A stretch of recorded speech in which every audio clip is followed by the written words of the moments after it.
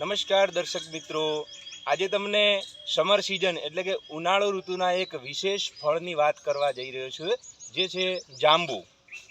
તમે જોઈ શકો છો સરસ મજાના જાંબુ અમારા ખેતરની અંદર આવ્યા છે. જે જાંબુ તમે ખાસ કરીને જે ડાયાબિટીસના દર્દીઓ હોય છે એમને વરદાન રૂપ સાબિત થયા છે, કારણ કે આ જાંબુ તમે પાકેલા ખાઓ તો પણ ચાલે, અને એનો જે આ જેમ કે આ જાંબુ છે એને પહેલાં ખાઈ લેવાનો. એમ કે હું ખાઉં છું અત્યારે.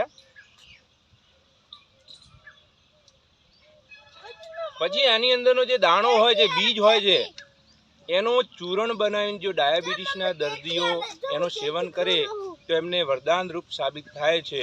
એટલે મિત્રો, ભગવાને જે ઋતુની અંદર જે ફળો આપ્યા છે એ જરૂરથી ચોક્કસપણે ખાવા જોઈએ, જે આપણા શરીર માટે ખૂબ જ લાભદાયી છે.